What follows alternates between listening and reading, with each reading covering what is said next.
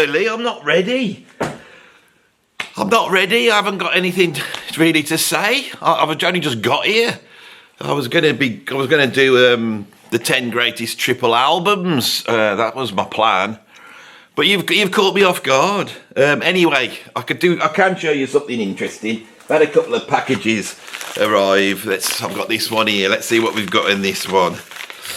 There's always at Edwards Towers, which is what I'm calling it today, here at Jellyman's Mill, there is always a delivery, and it's always some sort of musical delivery, which is always very exciting. And I should do this more often, just start the video off, opening my packages. Very exciting.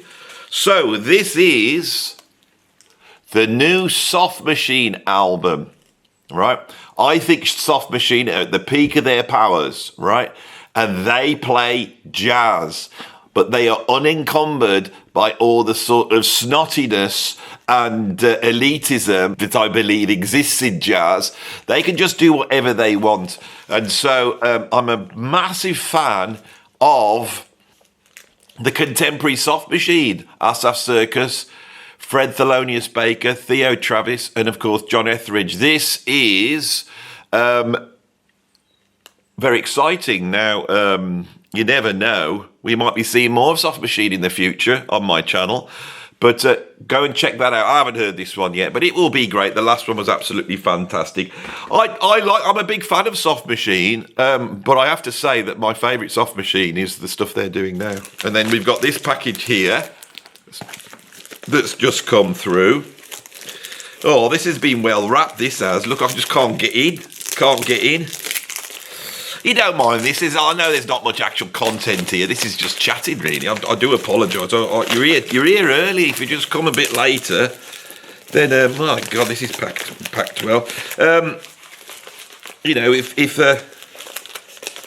If you come later, you might be able to have something that had a little bit more, organisation to it. But what's this?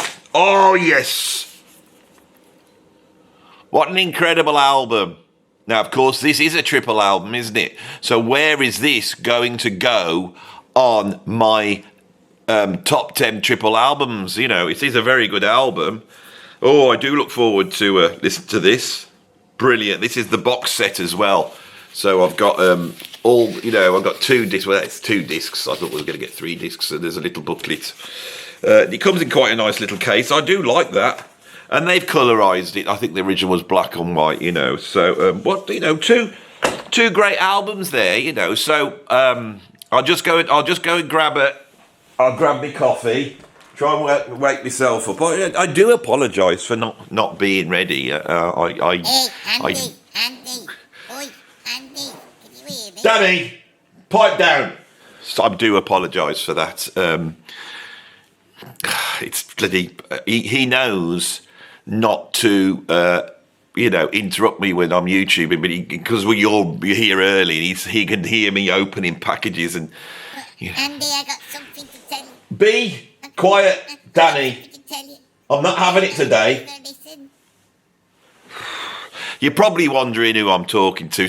Some of you might have noticed there's a little box behind me. Oh, I'll show you it. I've got nothing else to. I've got nothing else to do on this one. Just hold your horses. Right, let's grab the box. Hey, stop shaking about. I've got this little box here. Oi, Andy. Oi. Can you Andy. be quiet? Oh, okay. I'll be quiet. Yes, very quiet. I'll be quiet, yeah. Good. Oh, he's right. So you're probably wondering. I'll just put him down here. You're probably wondering who I've got in this box. Well, I'll try and give you a bit of a clue. Some of you may know this chap, and some of you may not. But I'll do a little impersonation of him. Right. So I'll put these on. Right. Get into character. So do you know this fella? Oh, Bass. Oh, there's that posh bloke. He went to Berkeley. I don't like him. Oh, no. Lord Berto Brecht or whatever he's called. I don't like him. I don't like anybody. But I always have a go at everybody because that's what I do. I just stand here like this with hat on and the glasses, and I just do this over and over again. And I get all angry at people, and I upset them because I insult them. That wore me out, that does. That bloke doesn't have to get through some calories, I'll tell you that. I'm not into that sort of YouTubing. Right, my glasses Andy, are all... I got something to tell me. Be quiet! God. So, I'm going to let you into a little secret. Danny Sapco, who is the man I'm referring to, well... You may think, you know, me with my paltry 78,000 subscribers, and him with his 500,000 subscribers, that in the pecking order, that he would be above me. But, and he was for many years, but I got a bit fed up with his ways. I mean, it's not right, is it, for YouTubers to be insulting people and criticising people and putting people down. This world should be about love, not about, you know, stoking up pretend fights and insults to people who can't defend themselves on the internet. You know, it's not right, is it, to do such a thing? So I actually decided to put a spell on Danny, and he now resides in here.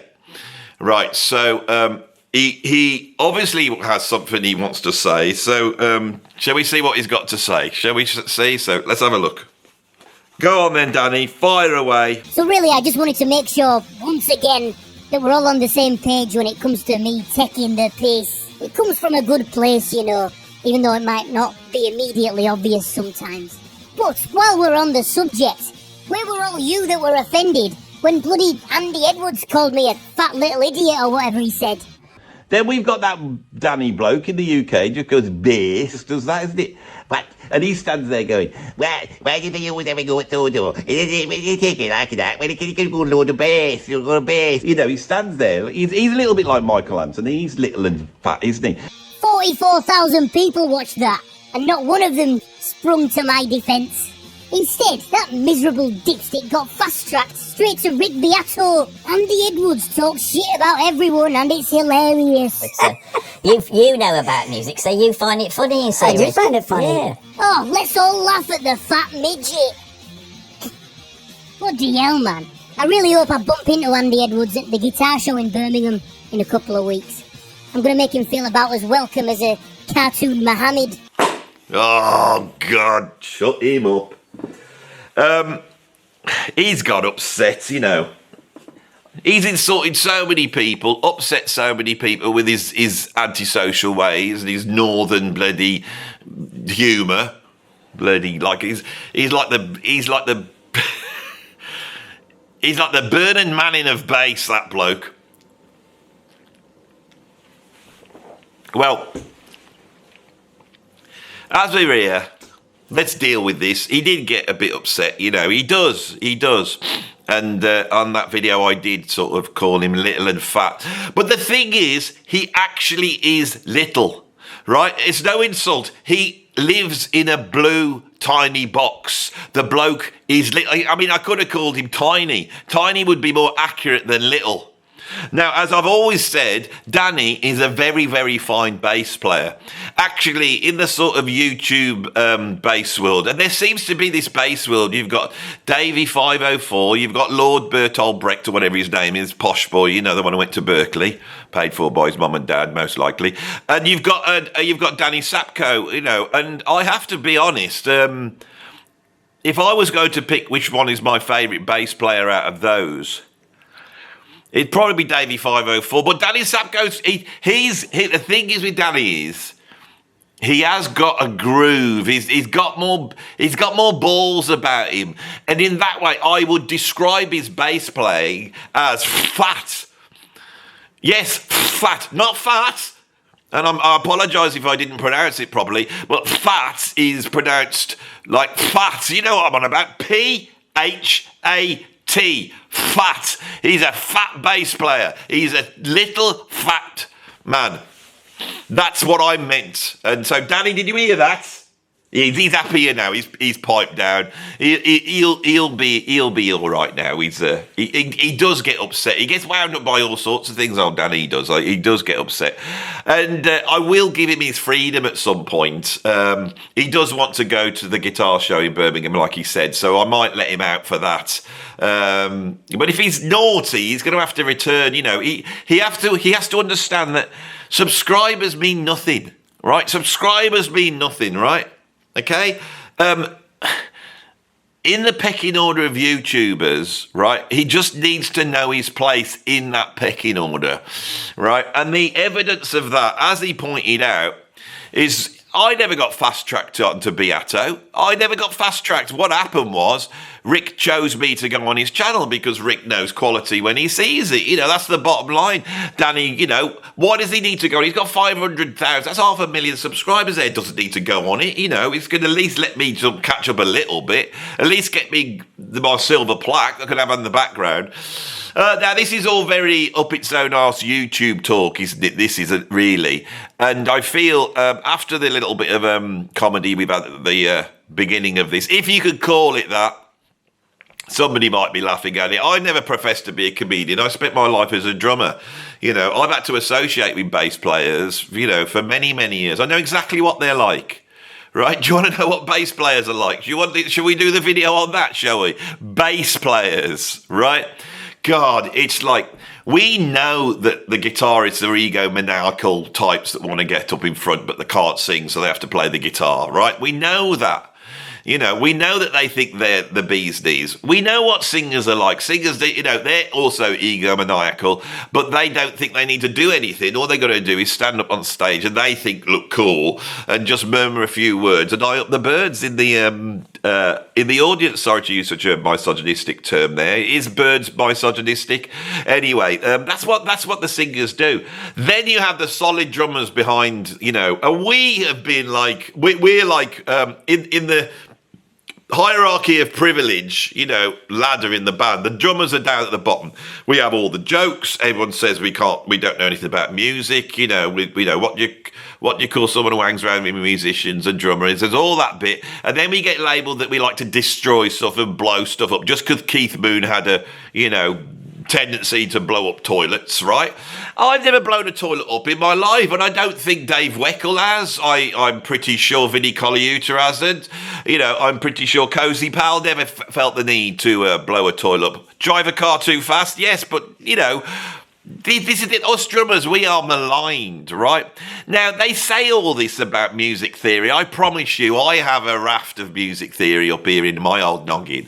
And I've had to sit there in many rehearsal whilst some guitarist has been flummoxed by a diminished chord. You know what I'm saying? You know, what's that chord? It's a diminished chord. What the hell's that then? Well, you know, it's a diminished chord. It's like stacked minor thirds. Minor thirds, what are they? You know, I can do bar chords and rock pentatonic, you know, and I can play some riffs, some Black Sabbath riffs, so I should have the job.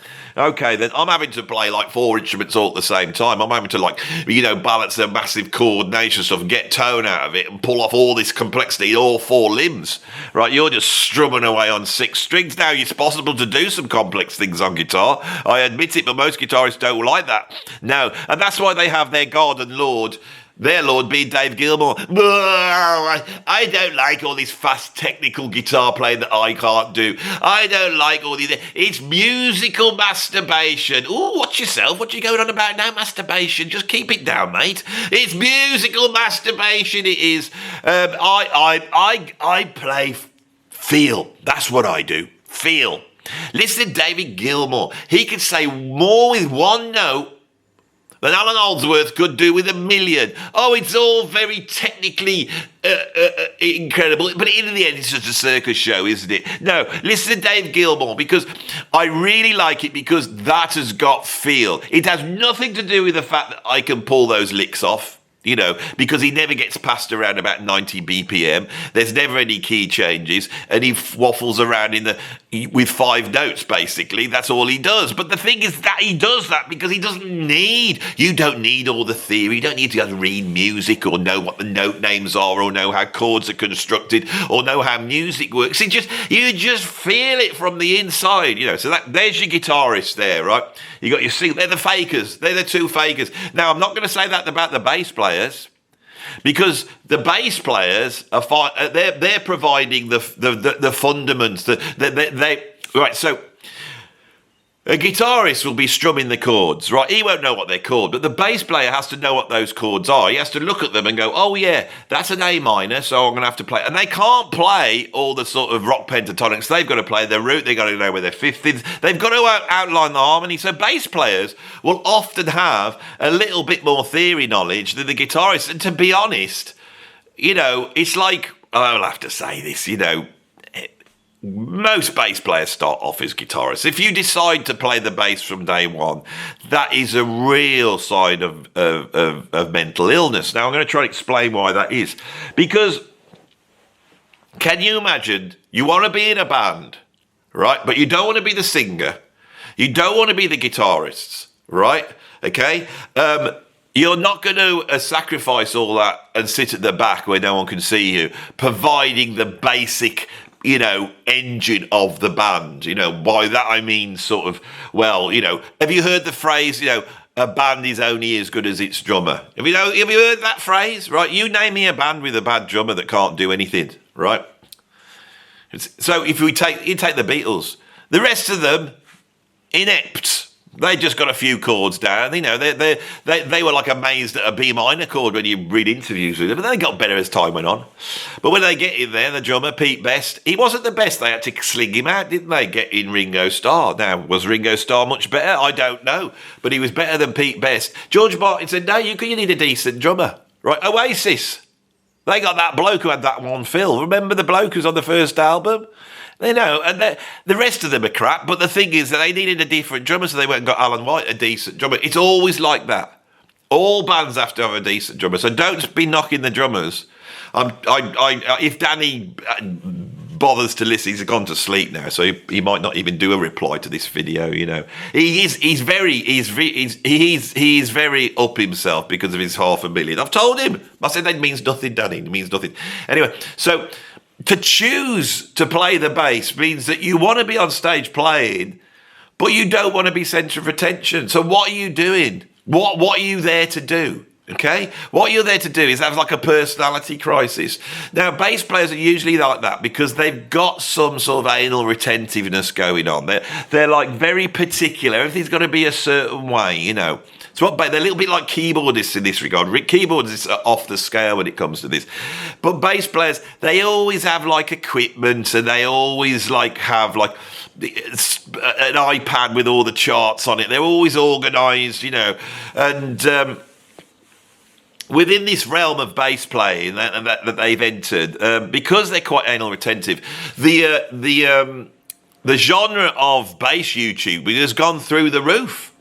It's like, this is by Danny and Lord Bertold Brecht, or whatever. I can't ever remember. Charles Bertold Bertolucci. What's his called? Bertold. Hey, I mean, he sounds very English. You know the one I mean? Hello, my name is Lord Bertold Brecht. Yes. You know that one? I am really, really, really posh, and I have got a bass to give you, and I went to Berkeley. You know, I couldn't go to Berkeley, Charles. I'll tell you why I couldn't go to Berkeley. Because I couldn't afford a plane ticket to go, and I couldn't have afforded the flat that you got to live in, and I couldn't have afforded the fees, right? And at the time when there was no point in my life where I didn't have to work, I was either at school or I had to work. How the hell do you take that time off? How? Right? How do you take the time off to go to Berkeley? How? How can you do it? Right? There'll be people, one bloke was having a go at me saying, some twat was going, and he's upper class. He's upper class. His dad was on the board of directors of a big company. He was. But there's a pecking order in this country, and because my dad had come up from the bottom, He was not on that. I mean, we are on reasonable money, but not enough for me to go off and be paid for to go to Berkeley. Nah, that's a different thing anyway. So I'm with Danny with that. I like the fact that Danny's a good, salt of the earth northerner that's pointing out these sort of poshiness of Charles, and it's not his fault. He's welcome to it. I have nothing against the posh bass playing one. I've got nothing against him at all. Good on him. He's been able to get trained up, have all the stuff provided for him. He's come straight out. He's been able to get a really good camera, have a studio at home and become a YouTuber. And now he's making even more money, as is Danny. Danny must be making tons of money, way more than I am. And I'm not bitter at all. But the point is that this genre of bass playing YouTubing, it's very, very odd because it's all about somebody choosing the bass, okay, and then trying to do something with it that doesn't sound like a bass. Right, so they're always trying to go, guitarists, we can sort of do what you do. We can play chords, and I've got more than 4 strings, and I've got this pitch shifter down, I've got this thing, and I can do this. I've got a looper, and I'm going to do all this, and I'm going to do all that. And I've been doing all this slapping and tapping and things like that. And they're always trying to make it sound more than the bass, right? Now, I'm going to tell you something about bass, okay? This is a secret, and every drummer that's watching this, right, every drummer will just nod in agreement when I say this, right? And there's no point in you arguing with it. It's a fact. If you're at a rehearsal and there's a new bass player comes and you got a new guy coming in, and when that bloke walks up and he opens that bass up, right, and he gets it out and it's got 5 or even 6 strings on it, as a drummer, you go, oh, God, right? Because that little string gap, the little distance between the strings and the way it's set up and the way they're going to play, there's going to be no groove. Now, I've said this before and people went, there are 6-string bass players who could groove. What about John Patitucci? He can't groove. It's not because he can't groove. It's because he's playing a bloody 6-string. There's a video on the net where he's playing a 4-string and you suddenly realise he's the greatest bass player of all time. I hate that fanning about up on the high notes. It sounds like a rubbish guitar. It sounds like you've just clicked a clean guitar in and the strings are too thick. That's what it sounds like. Listen to Beato. You don't need thick strings to get tone. He makes it worse. Right, so you got that in. And then at the other end, we got the old bloody sphincter flapping that comes from the 5-string that no one can bloody hear. We don't want it. Every bass players, we don't want it. We don't want you playing chords. We don't want you faffing about with all tapping and popping and flipping and all that bit and trying to sound like more than you are. Just do the bloody job. Us drummers get it in the neck. You only have to do a fill. You only have to do one fill. Oh, he's showing off now. He's showing off. Oh, I like a drummer that just holds it down. Oh, I like a bass player that bloody holds it down as well.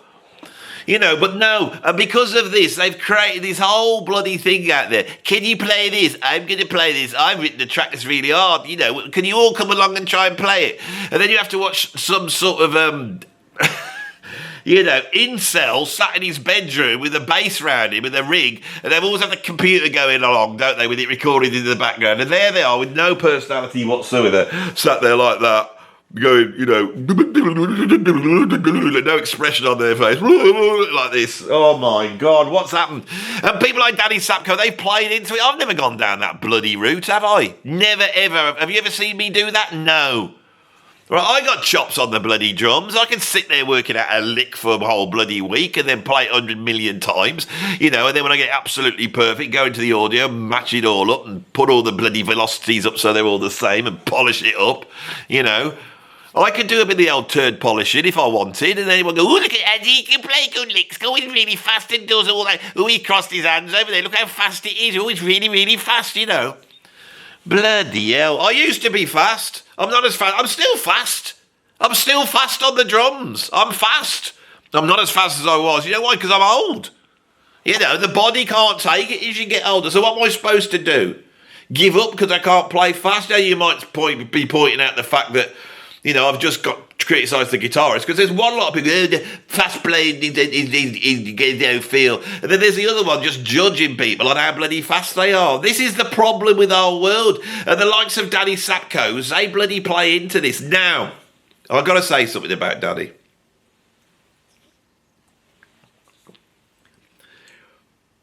Why does he do the cheap and low thing of having to put people down, criticise them, be all sort of churn the pot, you know? And I get this a lot as well. People go, oh, here we go, Andy's done some clickbait. Oh, what's this about? Oh, I don't like... I like Andy when he's more serious. I don't like when he's doing all this clickbait stuff, you know. I mean, for start, I don't do clickbait, okay? I could do clickbait, right? Right? The 10 rock stars with the biggest penis, ranked. Everyone's clicking on that one when I do that one. And I can do it. I've got all the information there. I know who's going to be on there. I can pull the list together now. Planty would be on there. I think Jimi Hendrix be on there. That bloke from Simple Minds, he would be on there. It's, you know, it's I could do it now. I could do it now.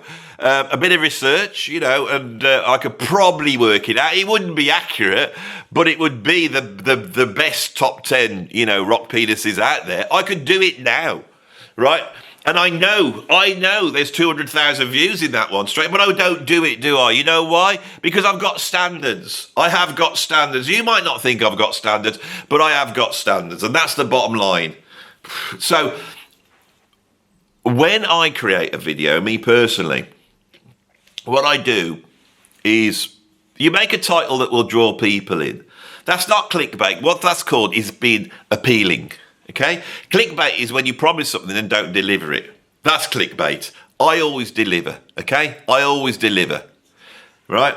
This title of this video is going to be called Danny Sapco is capitals little and fat PH. That's what it's going to be.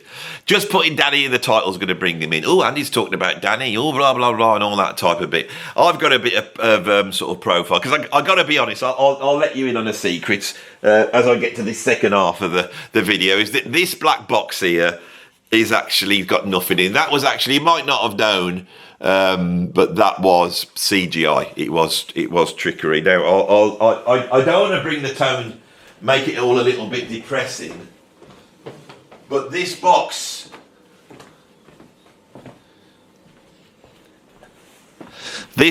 and this isn't a joke. This is true. This box holds this little urn, and inside this little urn are some of the ashes of my father. Dad, there you go. Put you back in there. I always talk to him, but I'm pretty sure that, you know, with the size of the urn, I've probably got a bit of leg. Which, of course, you don't want to just talk to a leg, do you? I think my mum's got all the other bits in her house, you know. Now, what I've done there is I have done some very dark humour around the fact, around my dead father. Now, I think if my dad's dead and there's no afterlife, yeah, this is how heavy this video is going to get now. If my dad's dead and there's no afterlife, he's just in the eternity of nothingness, then it doesn't really matter what I say about him, and I loved him very much. So that's that. If he can hear what I'm saying and he's aware of it, I know my dad would rather be involved than not involved. So this is why I brought him down to here. I thought if his spirit does roam where those ashes are, then I'll bring him down here and he can listen. He can listen to, you know, what's going on. And so the fact that I've replaced that with Danny Sapco, Danny should take as a very... That's a compliment that I've put him in the place of my father. Not that I look to him as a father figure. That is, of course, Rick Beato. That's who I look to for that. No, Danny's more like he's more like a little brother to me. He's like one of those little brothers. You have your mates around, you're talking proper stuff, you know, about philosophy, music, you know, how music works, and then they come in. Can I have a go? Can I have a go? You know, and they're trying to get the bloody Xbox controller off. You know, just go back to your room now. I want to be involved. And then when you don't involve them, they start showing off. You know, that's what Danny is to me, and I find that quite charming. And he's a very good bass player. I agree, he's a very good bass player. The question is here, what we're really dealing with is it worthy to come on and criticise people? For me to come on and say, I don't like Van Morrison, or, you know, Lou Reed's is Lou Reed, or but I don't like Brink, you know, all these things that I do, and Danny does the same thing, you know, he does the same thing. Well, why do I do it? Do I do it just to get the views? Well, yes, I'll tell you what happened. When I started this channel many years ago, and you can go back and see the awful quality videos that I shot in my garage, and I'm quite ashamed of the quality of them, to be honest. But we won't get into the quality of my videos. So, I would come on and just do, you know, I was knowledgeable on stuff, and I do my talks and stuff like that, tried to make them interesting. And then as you relax, I started to crack a few jokes, and those videos did better. So what I did is pursue what people want, right? I pursued what you want. I pursued what you like. I wanted to please you lot. I wanted to give something that you would really enjoy. I wanted to bring a little bit of happiness and sunshine into your little sad lives. That's all I wanted to do. That's all I've wanted to do, right? Is just bring a little bit of happiness. Now, you lot, you know, you lot are watching all the hoi polloi, the great unwashed that are watching this, right? I'm looking at you right now, okay? And you've turned up early, eager for some entertainment. Now, I know that your lives are sad and little, and that you do your own little thing. Nobody ever really listens to you. You're into your music, but nobody cares. You know, you're in your bands, but they've not got anywhere. You know, so I'm aware of that. You know, I'm aware of that you are not in the same sort of echelon as me and Danny. Not even Danny, I'd have to say that, you know, which is a shame, and I do empathise with you. And when you come to my channel, you've got to understand that you are you're watching someone who has a great sympathy for your position. And I thought at some point, these people, these nobodies, you know, right? They got not much going for them, you know, just the regular. I mean, I watched Rocky the other day. I watched Rocky, and he's like a nobody. He's just a bum. He's a bum. And then he gets a chance to have a go at Apollo Creed, you know, and he stands up and he manages to, you know, I'm spoiling the film for you, but he manages to stand up to Apollo Creed, and then you think at the end of the film, you think, has he won? I don't know if he's won or not. I can't even remember because I don't understand boxing. I think they said that Apollo would win. I'm not too sure. Did they say that? But he had won because he'd won the love of his girlfriend, Talia Shire.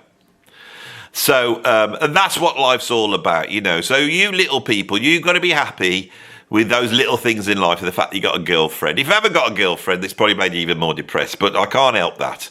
And if you are a musician, especially if you're a bass player, it's highly likely you haven't got a girlfriend. And I sympathise with that. So all you've really got is looking to multi-millionaires like Bruce Springsteen and Van Morrison, right? And enjoying me taking the piss out of them. I don't do it to have a go at Van Morrison or Bruce Springsteen or Mick Hucknall or, you know, Lou Reed or Patti Smith. You know, all these ones are multi-millionaires, and they're very successful, and they go through life, you know, wafting through in their celebrity circles, and all they've got to do to appease their guilt for being there, because they know they're only there because it's a fluke, is to chime some virtual signaling nonsense, you know, like, I'm going to take all my stuff off Spotify, you know, something like that, you know, because someone's on there I don't like, you know, something like that, you know.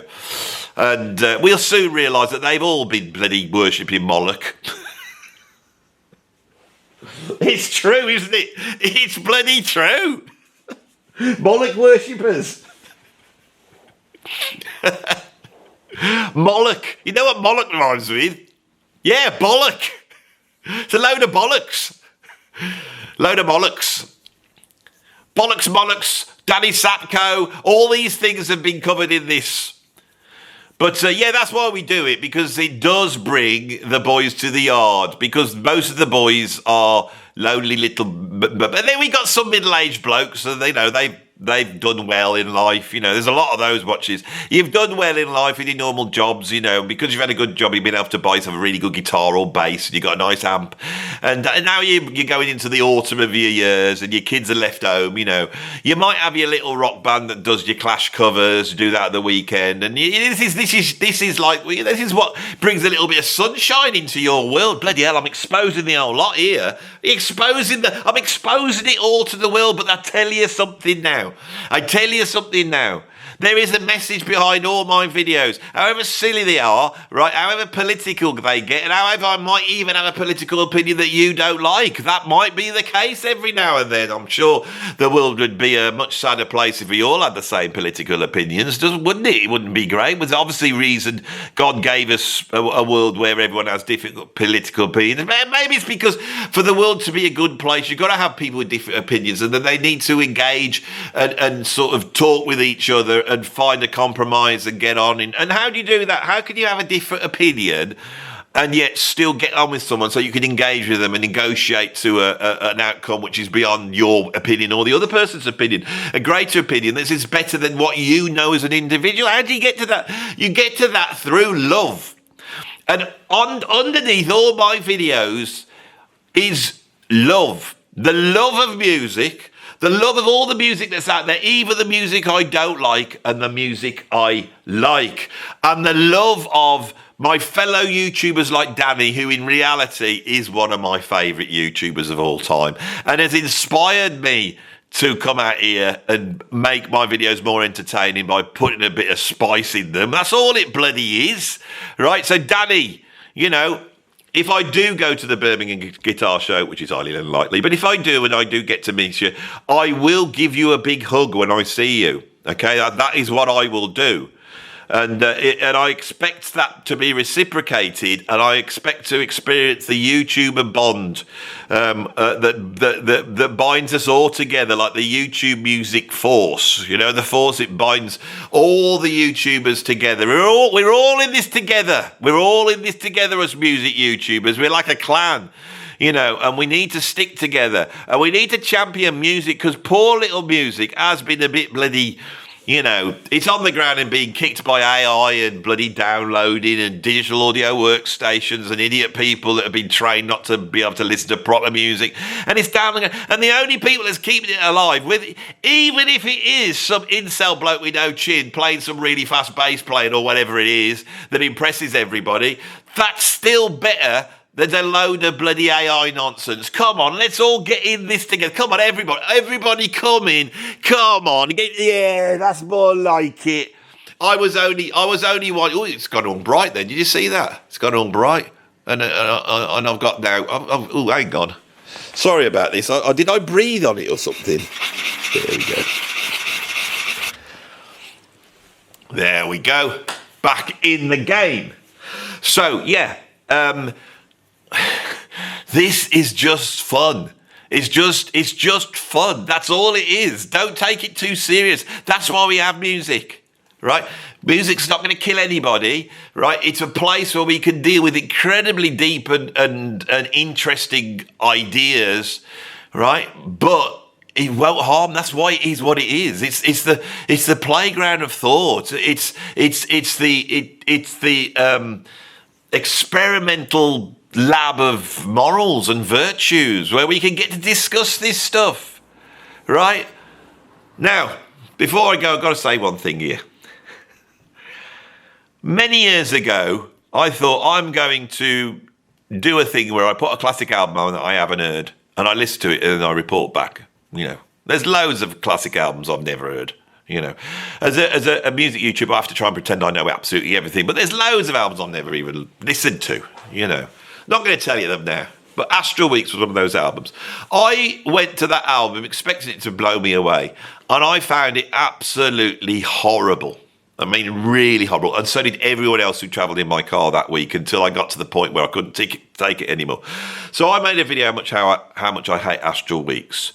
And then because people loved that, I was really surprised because it wasn't what I normally do, but people really loved it. And also I saw it sort of going out and becoming something that was travelling a little bit out into the world. So I decided to do that more. But with Van Morrison, I went back to other albums, still hated what he did, right? And I'd met my Van Morrison, and he was an ignorant, supercilious, megalomaniacal twat when I met him. But of course, that might be some act that actually covers up some incredible vulnerability that is what happened, what you have, what you possess. That vulnerability comes with the sort of genius that you have when you're a visionary songwriter, I have to say, now Van has become my nemesis, and I've read so much about him and I've listened to all the albums. I'm starting to warm to him because he's such a bloody curmudgeon, right? The album he made when he wanted to get out of his contract, you know that one? It's like 30 minutes long and each track's called something like dancing, partying. It's just terrible. It's like something I do. And when I heard that, I thought, I got to give him that, right?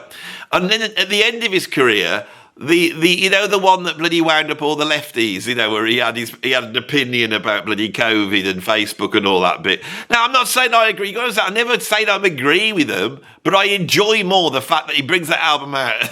Everybody starts getting wound up by it. I love it. So maybe his curmudgeonliness is something that's quite rare in the entertainment industry. Then I thought, there is that track Dead Girls of London by Frank Zappa, which I don't like. It's my least favourite Frank Zappa song. And the reason I don't like it is because I don't like Zappa singing on it. He can't carry the tune, which is because that tune wasn't written for Zappa. He was having to sing it. It's on the El Shanker album, Touch Me There. Because it was originally for Van Morrison and he actually recorded it. And when I heard that, I thought, God, he's got a great voice. And then I came across St. Dominic's Preview. And on there's some great songs, and I really love that album. But there's 2 tracks on there, they're 10 minutes long, where he does the same Astral Weeks type of, meditative, let's just spin out and improvise like Coltrane, but instead of it being Coltrane, it's going to be sort of folk Irish music, and all that type of stuff. And he does that, and those are absolutely wonderful. And that's what I expected Astral Weeks to be like. Now, I could do a serious video on why I don't like Astral Weeks, right? And try and explore it from that point of view. Nobody would watch that one. It would be more interesting to me to try and get in what it is about, because I know why I don't like it. It's because I'm too much of a muso, right? That's my Achilles heel. I'm too much of a muso, okay? I've spent too many, years locked in a room trying to perfect drum techniques and guitar techniques and trying to study and do all this and having a radar that when I hear something that's not quite right, feeling it needs to be fixed. And when I listen to Astral Weeks, it just sounds like a mass of things that need to be fixed. Now, for the audience, they don't hear any of that, right? And they're right not to hear it. As soon as you become a musician and you start studying the things required to be a musician, you remove yourself from being the audience. People like Elton John are geniuses because they have all the chops. I mean, Elton John could play like prog rock, do whatever he wants. He's incredible.